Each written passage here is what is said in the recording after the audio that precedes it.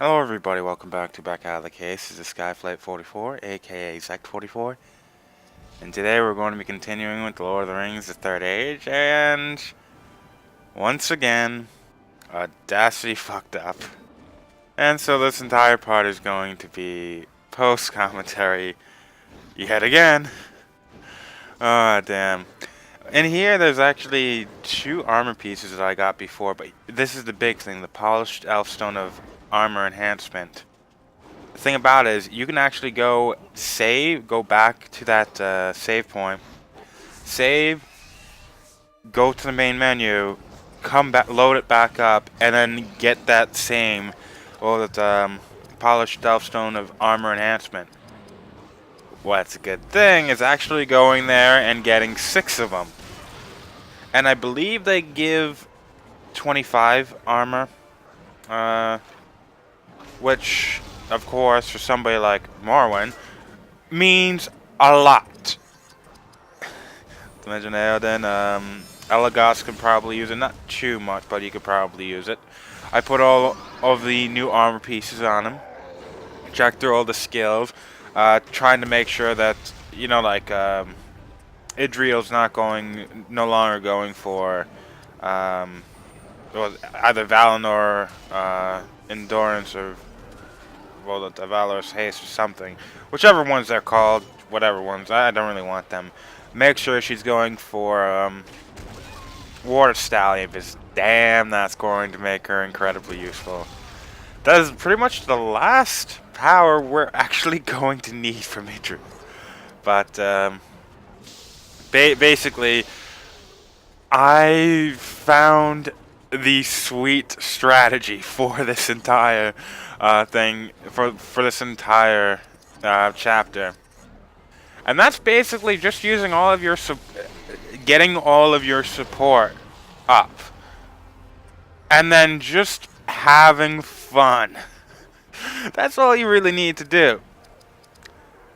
That basically. Oh, yeah, that's right. I actually used it perfect because I thought to myself that this was like the 7th video in a row in that session. I didn't want to continue it. I just wanted to get on with this. I could have cut this battle out, to be honest, but then again, that's just not even 2 minutes worth of battle cut out. Doesn't mean a damn thing when the entire video is over 41 minutes. But the sweet thing about this is just going and using your support powers. Damn, are they effective? If you can get that done, you've basically won. Oh, trust me. We've lost the deeping wall! They're almost through the gate! If the one thing you do not want to do is to just use 3 actual, you don't want to use just 3, party members. You're going to waste a shitload of experience, which is the entire reason why I even get hit a couple of times, or even have some amount of, possibility of failure here. It's because I'm trying to get all of my party members ahead in, and then after that, switching straight to Hadhod, Berethor, and Idril. Why? Berethor can make us, immune to stun, which isn't so big of a deal here, but in the last fight, if you're not immune to stun, that battle can go down south nearly instantaneous. Yeah, damn well, every single enemy can actually go and stun you in that one. There's 4 of them, there's only 3 of you. Ooh, that one's a bad one. 2, Berethor can actually use the Company Might Fellowship Grace combo, which will actually heal your AP for about 150? 120 to 150, I don't really remember what it was. Pretty much all the time. Which kind of makes... it allows you to use stuff like Gift of Greyhaven, Flames of Ruin, and if you have it, Water Stallion all the time. That makes it quite overpowered. going with that combo. Thing about it is it's just going to actually be on the party members you have when you actually use it. So you kind of have to have all the party members you want for the actual match up before you can actually use it. Some of this stuff can go quite a long ways, but a long time before you actually have to, before you can actually get it up. But it definitely does go for quite a long time. The Hadhad, if you actually had Devastating Shield, I would not have any kind of problem with this. But, putting up Mountain Shield, you've no idea how... if you have Mountain Shield up, and you have Fellowship Grace, Company Might combo, they can't hurt you. That's the good thing. They can't do a damn thing to you. I don't even think the bleeding effect will actually do anything. It'll just bleed onto the shield. But Aragorn is incredibly powerful. He's an incredibly powerful party member. Unlike Gimli, Gimli was very much onto the one hit but incredible amount of damage sort of position. Aragorn is more of a multi-hit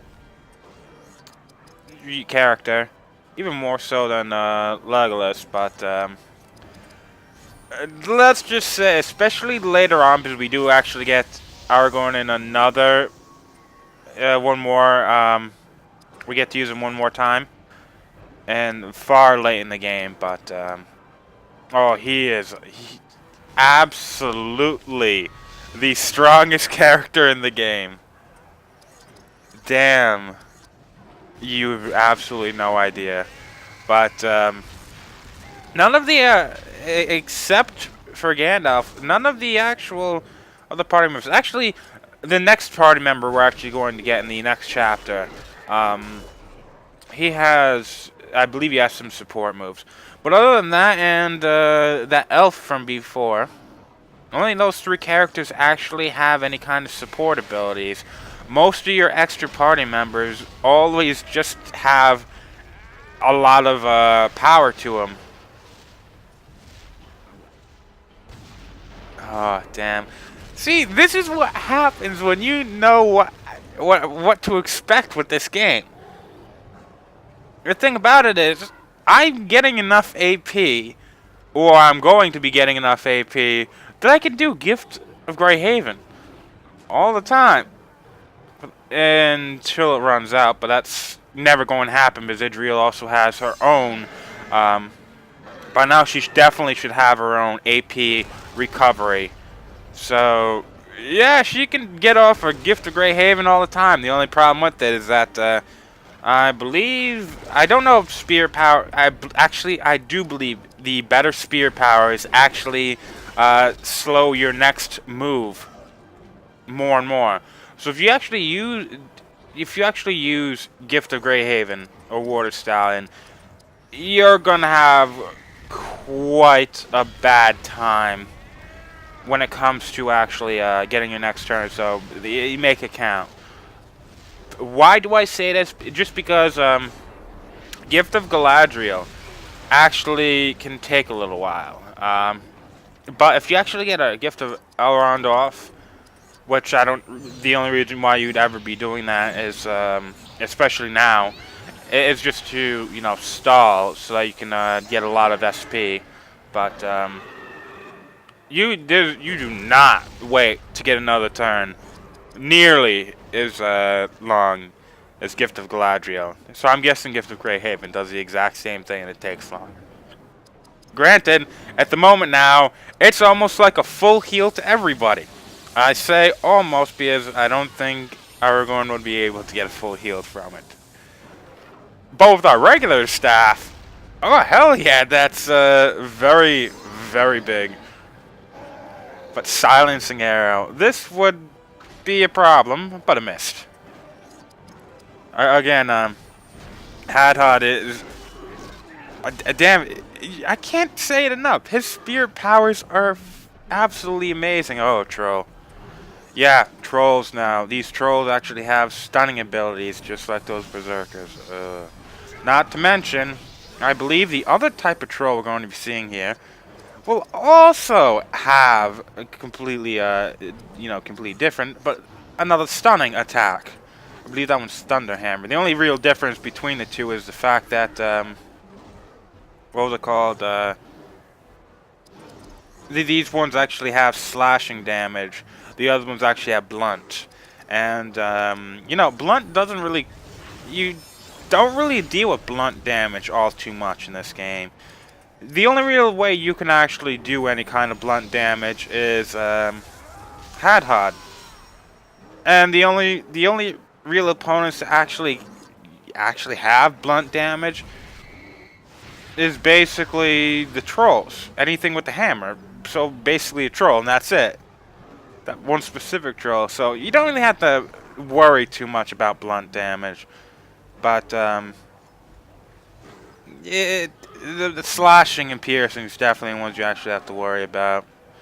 Slashing is most things, but piercing, arrows, teeth, stuff like that, spears.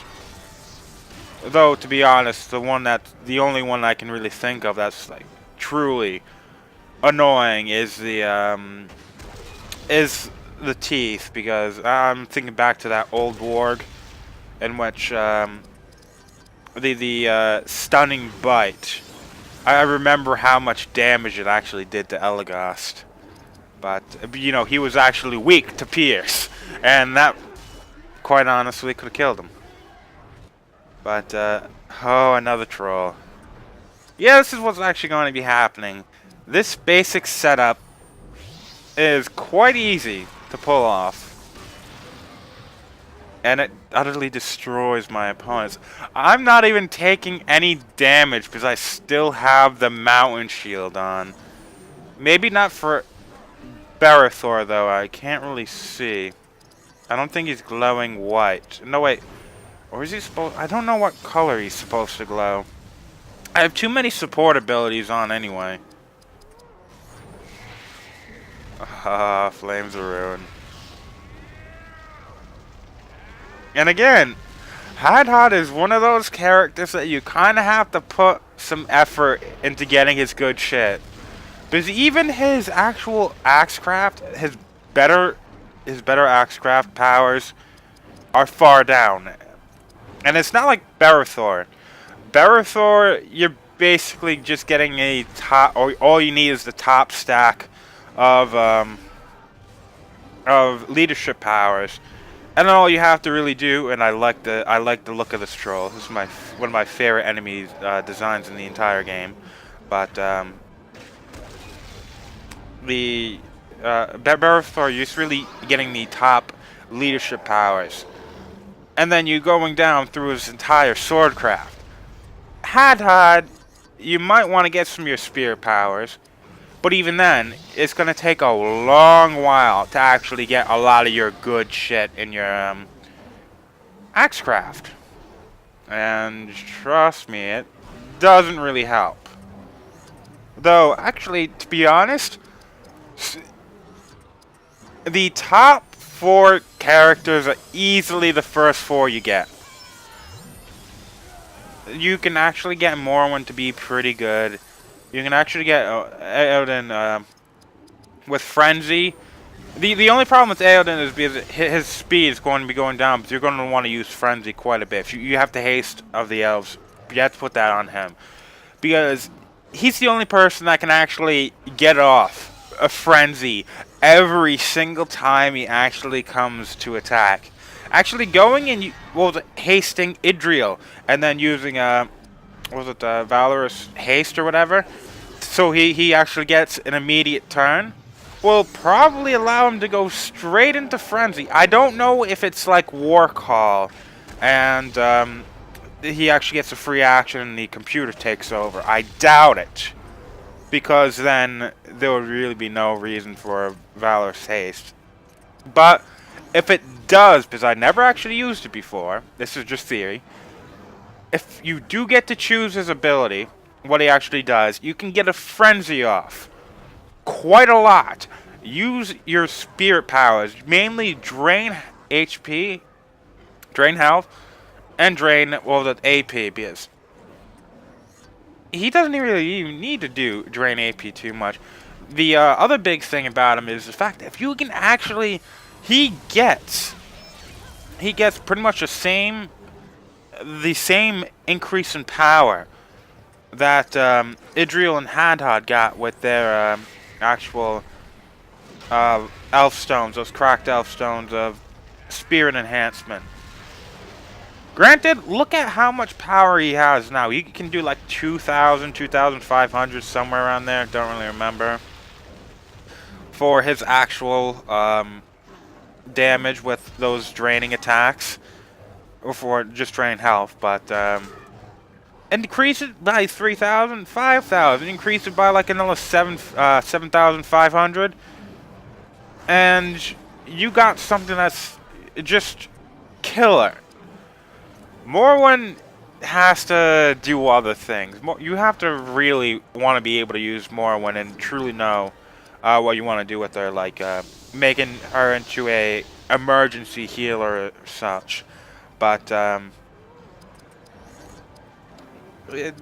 other first 4 characters you get are the best in the game, and it all depends. If you're in a hard fight, Hadhad's the better character. A much better character than Elagast. But if you're in one of those fights that are just, you know, a random fight, holy shit, you will never need another person other than Elagast. He can destroy a fight with his arrows of sleep. Not to mention with lingering sleep. A lot of the other, it's not like a Final Fantasy game where like a shitload of monsters at the end of the game are just immune to everything. It's not that you can, for the most part, use every single status effect at the very beginning of the game, and they'll hit. You can, by the time you get to the end of the game, you have the ability to use all of your use all of these status effects. But at the very end of the game, they're all still useful because some of them, most of them, are immune to everything but a select few. And then you can use those select few against them. And generally, because it's not redundant status effects, but a lot of the status effects kind of do the same thing, in that it either slows a character or stops them from using any kind of ability, or just puts them to sleep, and then as long as they're sleeping, they can't actually attack. And it's all about that. The thing about it is, you can easily pick one of them, and then still be able to use that at the very end of the game. You're just not going to have much choice in the matter. Oh, let's see how much experience we get for that fight. Yeah, I chose to go and bring out everybody, all of my other characters, so I could set myself up for the next fight.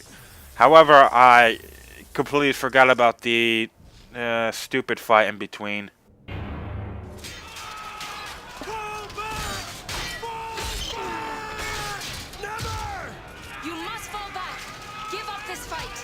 Broken through! The castle is breached! Retreat! Retreat! Hurry!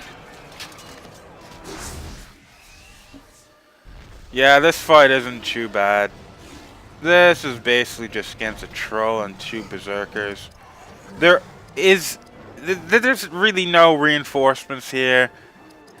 Though I think that's a berserker over there. I can't really tell by the oh, look at this. It's still weak to slow. You can bind its melee. You can paralyze the damn thing. That's what I'm talking about. Can't stun it, but you can still, you can't put it to sleep either, but you can still go and, oh, actually I didn't look about sleeping. I think it's around there. But basically, it's time for me to go use a perfect. I should use a perfect, right? Yeah, I was thinking, should I go and actually, you know, use that crippling? And then I decided, yeah, screw that. Let's go and see if I can actually really go and use the... Oh, yeah, that's right. I didn't go for perfect because I need that for the next actual fight. But, yeah, that's a big thing, paralyzing a troll. That's funny. Because that kind of makes the troll just weak. But this fight's going to be drawn out a little bit, just because you want, if you want to have a good time, a really easy time, you probably want to go and do exactly what I'm doing now. I'm just trying to go and get. I want Elagast and then Morwen to be in front because I want them to get off a perfect mode, and I want both of them to get in the other two to get in an attack, so that I can immediately go and switch them out for my good characters. And I only mean good because I want that amazing support setup. Berethor is essential to the next actual battle. I've spent the entire since part 1 when I was talking about the leadership abilities, or it might have been part 2 when I was talking about the leadership abilities. I said that Berethor and Stand Fast was going to be essential for a battle in the 6th chapter. That battle's coming up next. When I say that it's essential, every single actual enemy you fight in that one, I believe that might actually be like 8, no, it would be 9, 10 actual enemies, 3 of them being trolls. All of them can stun you. Every single one can stun you. You don't want that to happen. You do not want that to happen. Because if one of them gets a stun off on you, then it's only a matter of time before they stun the other one. And another one. And this is kind of like FF10. And the fact that if you lose your 3 guys, even if you have 3 other guys in reserve, you lose.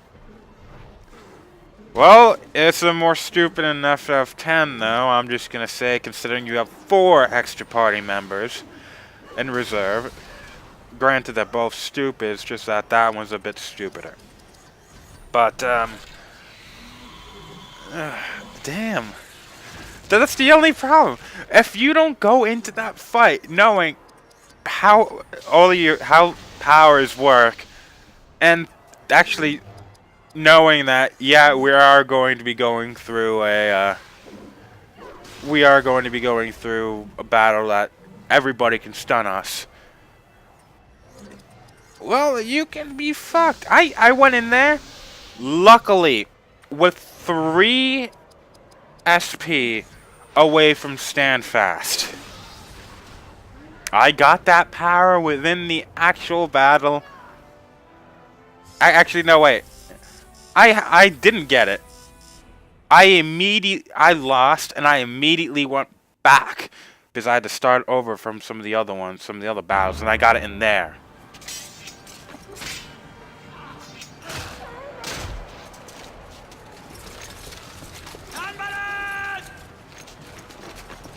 I do not fear them. I fear no one. You conspired with these. Yeah.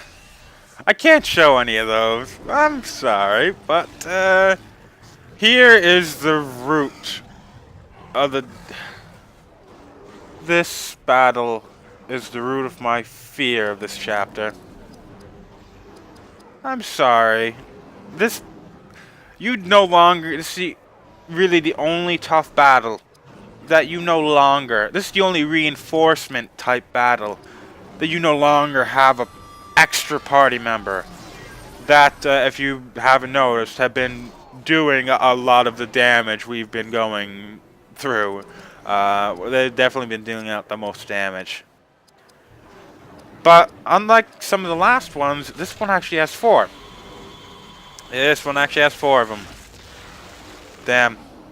Thing about it is, I'm going to be getting off a perfect mode.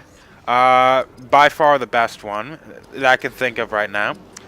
You have to use this with Aoden, just because if you haven't been, basically, if you haven't been going and using, like just going and doing any kind of grinding, then you're going to have to go and use with Aoden because he's at a much higher level. Basically, it's a move that it kind of has this like stunning effect, this rooting effect, that even if your opponent is immune to it, it's still going to work. I believe you can be immune to this, and the perfect mode ability will always, you know, like stun your opponent. I probably should have went out for Adriel though. Oh well. That's all I really wanted to do. It's just so I can get a little bit of extra time, but the time went by way too quickly. Okay, I guess I'm gonna have to go out with Barathor then. Oh well. Barathor's gonna have to wait until Idriel gets back in. That's the shitty thing though. Because I want to get that set up immediately, and I don't want to have to stand fast too much. Actually, right now, was it Valorous Haste, or I don't really commit that to memory, but yeah, either that or Haste to the Elves and Barathor to make sure that, you know, Barathor can go as quickly as possible. You want to get that stand fast off. Oh. There are Berserkers, there are veteran Berserkers. The only other guys that are going to be coming in here are more veteran Berserkers. I might think that one more Berserker might come in. And Trolls. These Trolls and then the Hammer type Troll. And every single one of them can stun you. Not to mention these Berserkers can go and leech. These are by far some of the most annoying actual units in the entire game. They can do quite a bit of damage. They have a shitload of armor for no fucking reason. They can stun you.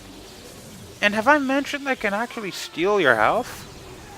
Not to mention that actual health, how much they actually steal, is pretty much about twice as much damage as, you know, you can do to them with a regular attack.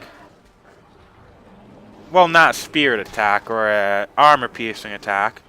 But, you know, it could take more health than 2 hits from Barathor's sword and like an Exthelian Wrath. So Citadel Rage would have been completely useless at that point. Or for the most part an Exthelian Wrath, just because one of those misses all the time. But this isn't technically a bad fight. If you can get off a Stand Fast, if you can get off a Mountain Rage, that shit's not all too bad. But you've seen Stagger Foe. The Troll has Stunning Blaze, and the other one has Thunderhammer. It looks as if I'm completely ignoring any kind of challenge that this game has been throwing at me in this chapter.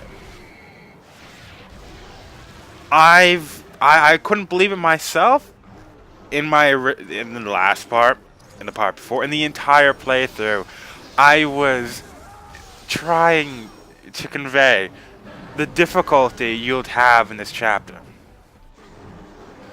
For the most part, when I say that, now that I think about it, if you know what you're doing, this chapter isn't too bad.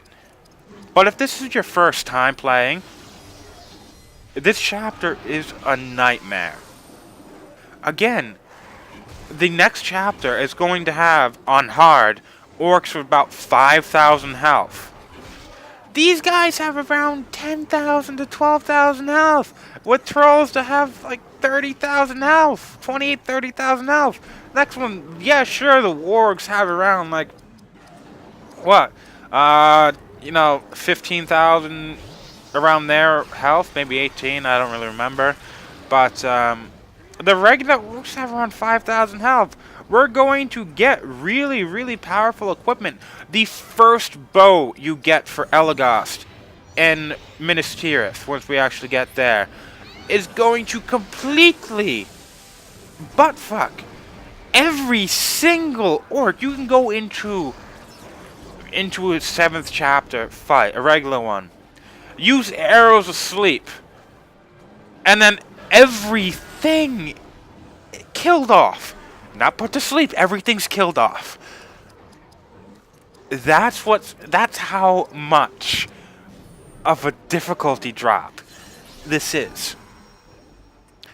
The 7th chapter, the only real problem with the 7th chapter is the fact that there, like, I don't really remember what it is. The regular orc archers, their regular attack will actually either paralyze you, like bind melee, or it'll bind range. I don't really remember which one. But, yeah, that actually can happen. But it's just, other than, status effects being used a lot more on you, I can't really think of any kind of real increase in difficulty.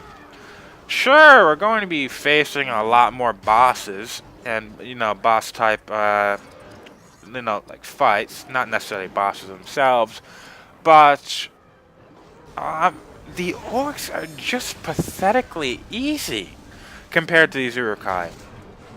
And when I say Uruk-hai, I mean these fucking berserker veterans. Shitload of health, shitload of abilities, shitload of armor.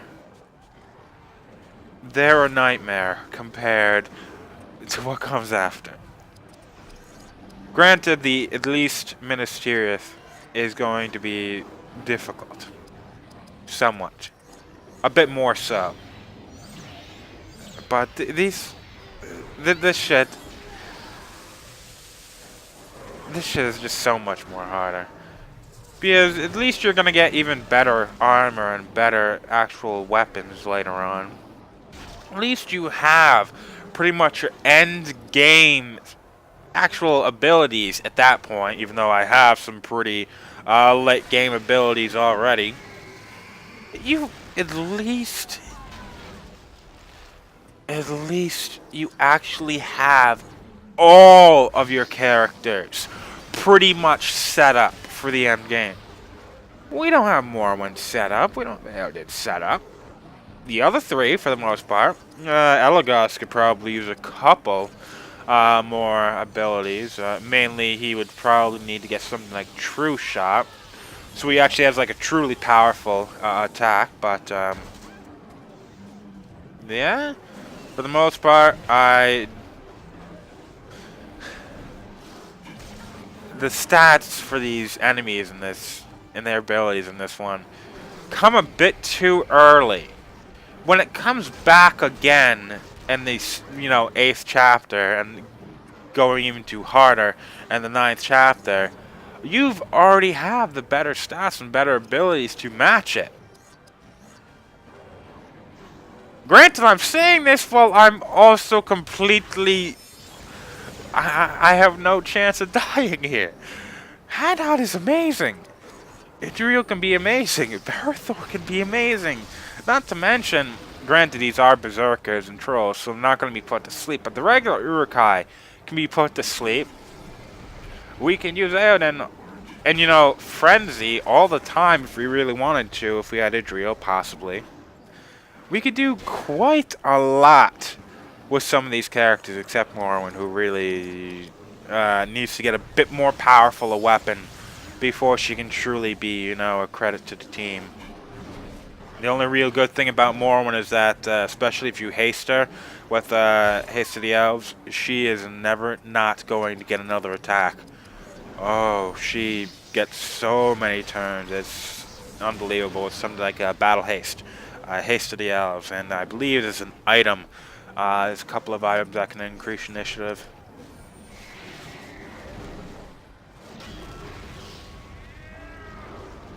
Well, I've showed you how to get through the hardest chapter in the game, in my opinion. Granted, I also said that the 5th chapter was also pretty hard. The 5th chapter showed exactly what was going to happen with the 6th chapter. The 6th chapter is just basically the 5th chapter turned up to 11. You know, a shitload more health. You know, abilities that can really screw with you. Well, in that one it was mainly just devastating shields, but to be honest, I should have actually gone after anything but the troll, just because the trolls have so much health, and especially, I thought that there was going to be more reinforcements for a lot of these slots, but to be honest, there was actually more reinforcements for the troll slot than there were for the berserker ones, which was weird. Oh yeah, by the way, even if you have a mountain shield up, I think the mountain shield is not going to have enough. I've never actually let the that bomb has never actually got to me except for once, and that was because, you know, completely stunned, held back. But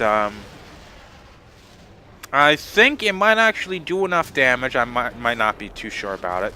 But I think it might do enough damage that your mountain shield isn't actually going to be able to save you.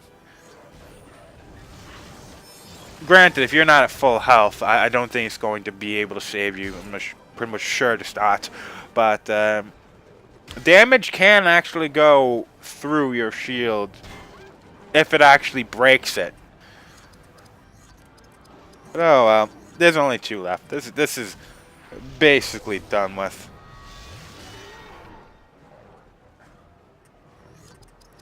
Oh, the memories. Again, the worst part of this is just my first try. Granted, the difficulty spike for this level compared to for chapter 6 from chapter 5 wasn't all too high, considering that chapter 5 from chapter 4 was a huge difficulty spike. I believe it would actually be the toughest difficulty spike in the entire game. But oh well. Oh, everybody. Ugh. Hot.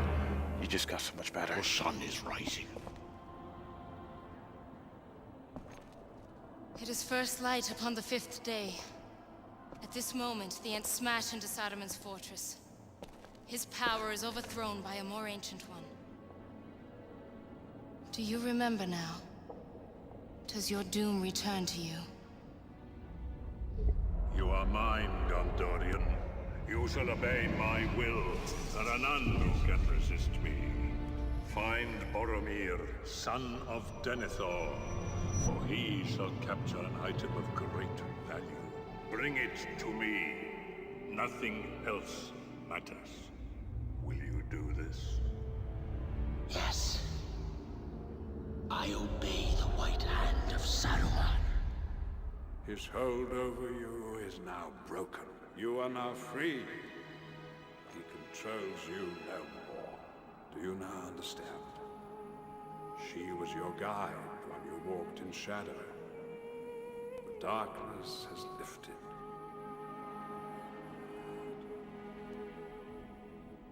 And what of you? Are we finished as well? No. We must descend into the Great War beyond. There, if we survive, the threads of our lives may yet continue.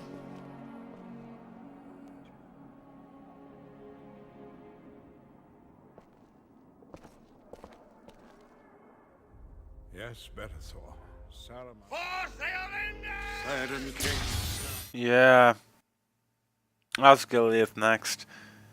Basically, Berethor was being controlled. Now by various roads we all we're going to be learning a little bit more because there's a bit more into the being controlled part of it. But basically, Saruman was trying to control Barithor by well, just being a complete douche. But you know, power of Christopher Lee. I think I would be compelled as well with that voice. But basically, Saruman wanted Barithor to go, you know, find Boromir because he was, you know, likely to fall, try to take the ring. And, you know, Barithor was just going to take it and bring it back to Saruman. But, you know, just another plan. But, well, again, there is a bit more to this than, there's a bit more. I'm trying not to spoil. I really do want to. Granted, this isn't like Star Wars, Knights of the Old Republic. Like, holy shit, with the Revan and all. That was by far the best part of that game. But it is pretty nice. I will say it is pretty nice. Granted, this game, there are a couple of things wrong with it, but for the most part, it's a great game. I highly recommend playing this game. And though I can't really show it all that much, the music is from the official soundtracks, and those soundtracks are just masterpieces, especially the Fellowship of the Ring. Well, see ya, everybody.